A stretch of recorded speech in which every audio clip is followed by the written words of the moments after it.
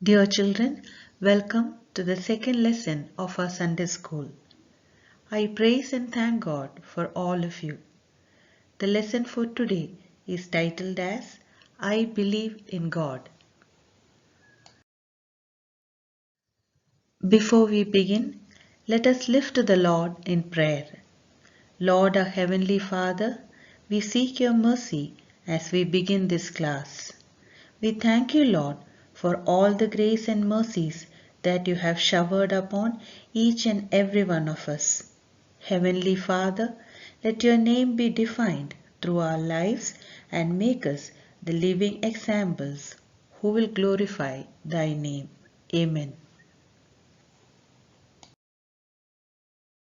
How do you feel when an object made by you is broken or you miss something that is close to your heart? We will feel sad, dejected, maybe gloomy, or we may even cry. If so, what would be the amount of pain felt by God the Creator if His creations are destroyed? Have you ever thought about this? God, the supreme or ultimate reality. He is the creator of everything. The aim of the lesson reveals the same. It enables us to understand that God is our creator, the most holy, and is the only one God. Bible passages for the prescribed lesson is taken from Genesis chapter 1 verse 1 to 26 and chapter 2 verse 1 to 3. Genesis chapter 1 verse 1 to 26 depicts the creation of the world, and chapter 2 verse 1 to 3 refers to the seventh day after creation. As we start reading the passage, we read, "In the beginning, God created heavens and the earth." Does this mean that heavens and earth was created on the first day? No. It is just an introductory sentence given as the description of creation. As we read the passage, we know the creation of the world happened in 6 days. God created everything from a state of formless or emptiness. Let us ponder into this. What is creation? It is an activity where the formless or emptiness is transformed into the state of form and order. Or by the art of creation, God transformed disorder into order. Who created everything? God created everything, and He created everything from emptiness. In the chart of creation, on 6th day, God created mankind. He created mankind in His own image and likeness, which means with God's qualities, and He crowned them with glory and honor. Amen.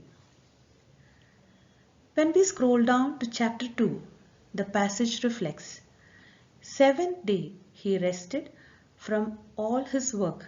After seeing everything He made was very good." Here arises a question, whether our God is inactive?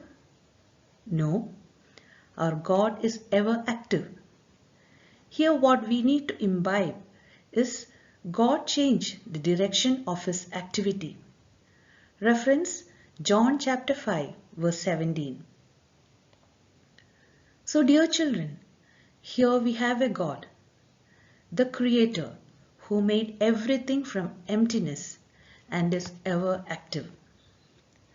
From chapter 2, we get the idea of Sabbath observation. In Jewish tradition, we can see that the seventh day after creation is celebrated as Sabbath, and they spend time reading, studying, discussing Torah, that is the Old Testament, and attend synagogue for prayer, and Saturday is observed as Sabbath. The celebration of the resurrection of Jesus Christ is on Sunday. So hence, as Christians, we consider Sunday as the day for worshipping God.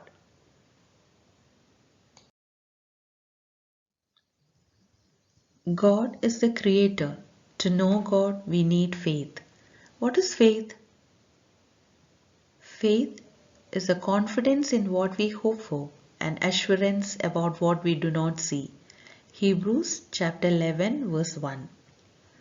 Or it is the totality of our relationship with God with complete trust in Him. We have discussed about faith in lesson 1. So as God's children, we should have faith in God, and we need to believe that our God is the Creator, is a holy God, and exists as Trinity.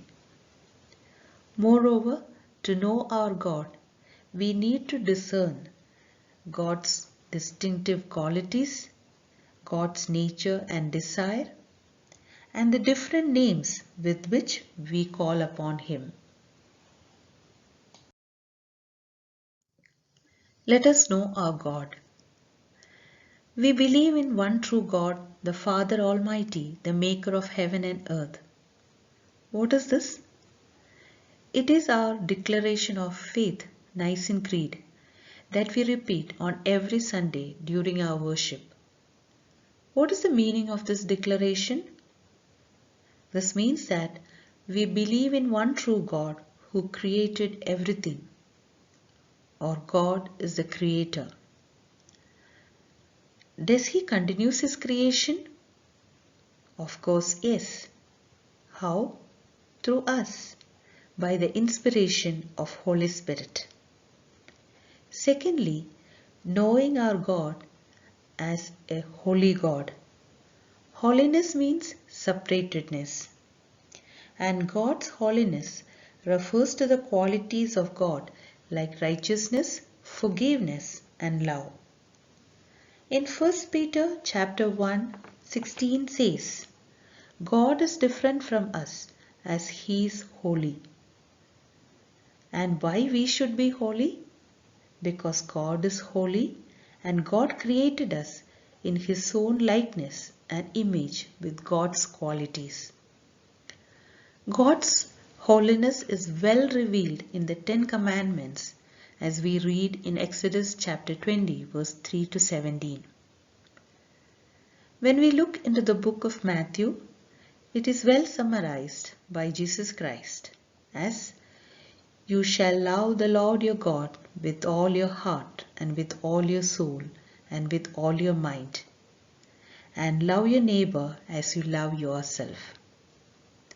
That means 10 Commandments has got two parts, which reveals our relationship with God and our relationship with other human beings. So what is our understanding here? To be holy means what? Yes, holy life is the one in which good relationship with God and others is maintained. And we should be always holy because God is holy, who created us is holy. Thirdly, we need to know our God as Trinity. God as Trinity is a union of three entities: God the Father, God the Son, God the Holy Spirit. God the Father, we read in John chapter 6 verse 27. God the Son, Jesus Christ, referred in Hebrew chapter 1 verse 8. God the Holy Spirit, 2 Corinthians chapter 3 17 and 18. They are not same but exist as one. Here I would like to quote an example from science. So all of you know the three states of water. Water exists in solid as ice, in liquid state as water, and in gaseous state as water vapor.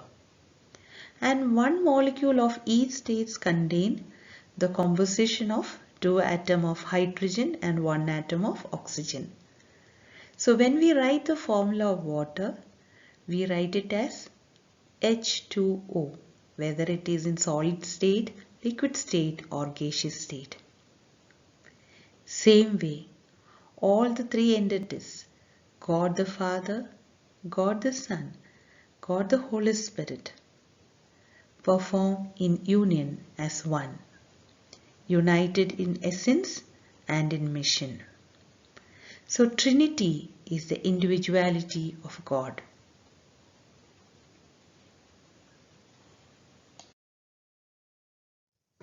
I am the way, the truth and the life. No one comes to the Father except through me. John 14:6. A very familiar Bible verse. Degree of excellence is referred to as quality. So John 14:6 reveals the quality of God, the truth. Same way, from the different Bible passages or references given, we can find different distinctive qualities of God. It is an activity for you. Let us know our God is omnipresent, present everywhere. Reference Psalms chapter 139, 7-12. Our God is omniscient, all-knowing. Reference Psalms 147, 5. And our God is omnipotent, all-powerful. Revelation chapter 19, verse 6. So dear children, go through the Bible references and find out the God's distinctive qualities. The God who made the stars also knows your name, knows your story, knows your heart. Dear children, now let us look into God's nature and God's desire. God is love. God's desire is always for good. That is why He sent His one and only Son into the world that we might live through Him. God knows everything. Look at yourself. All of us are unique, fearfully and wonderfully made, and He will guide you always in the right path. Just we need to believe in God. God is omnipotent. That means all-powerful. God will strengthen us to carry out His will. Psalm 145:9 reads, "The Lord is good to all, and His tender mercies are over all His works." Just believe in God. Dear children, very affectionately we are called by different names by different people, and that shows how we are to them. Same way, here we have a list of names used for God, which describe what God is to you. Old Testament was written in Hebrew language. We all know that. In the original text, God names were written in different contexts, emphasizing occasions. And these names are linked to different characteristics of God. On different occasions and contexts, God reveals His multiple qualities, yet God is only one. So here, according to the Bible references, in Exodus chapter 3:14, God is referred as Jehovah, which means I am who I am. In Genesis 17:1, El Shaddai, which means God the Almighty. In Genesis 22:13-14, God is referred as Jehovah Jireh, which means God will provide. Exodus 17:15 reveals Jehovah Nissi, God is my banner. Jehovah Shalom, God is my peace, referred in Judges 6:23-24. Jehovah Shammah, God who is present, referred in Ezekiel 48:35. Jehovah Raha, God is my shepherd, referred in Psalms 23 verse 1. And Jehovah Rapha, which means God heals. Exodus chapter 15 verse 26. For the lesson Believe in God, we have two memory verses referring to week 1 and week 2. The first memory verse is taken from Deuteronomy chapter 6 verse 4 and 5. Hear, O Israel, the Lord our God, the Lord is one. Love the Lord with all your heart and with all your soul and with all your strength. The second memory verse is taken from Isaiah chapter 44 verse 6. This is what the Lord says, Israel's King and Redeemer, the Lord Almighty. I am the first and I am the last. Apart from me, there is no God. Dear children, memorize the memory verses. Acquaintance with a passage which helps you to complete your workbook. A recap 2. In the beginning, God created heavens and the earth. The earth was formless and empty. What did God create on the first day? Day and night. How did God evaluate his creations? It was very good. God created mankind in his own image. God made mankind a little lower than the angels and crowned them with glory and honor. Lord our God, how majestic is your name in all the earth. What did God create on the seventh day? No creation. What is meant by faith in God? Hebrew 11:1 says, faith is the confidence in what we hope for and assurance about what we do not see. Or it can be defined as the dimension of the totality of our relationship with God, expressed by an attitude of complete trust and commitment to be controlled by God. In Nicene Creed we recite, we believe in the one true God, the Father Almighty, maker of heaven and earth and of all things visible and invisible. What is meant by this? We believe in one true God who created everything.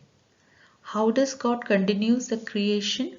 God continues the creation through us by the inspiration of the Holy Spirit. We do not have a perfect creation. If so, what is our part?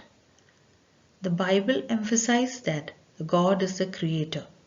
Creation is an activity in which the state of being formless and empty is transformed into the state of form and order. We can also be a part of this creation through the inspiration of Holy Spirit. Next, why do we glorify God in all our worships? God is the creator and he created us in his image and likeness. What is meant by purity of God? God's holiness is a quality of God's righteousness, forgiveness and love. How is God different from us?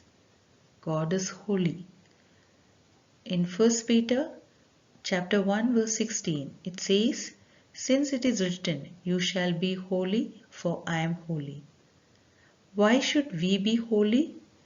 We should be holy because God is holy who created us.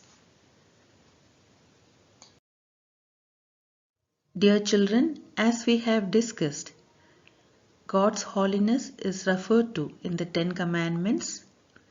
Refer the Bible reference Exodus chapter 20 verse 3 to 17 and complete your workbook.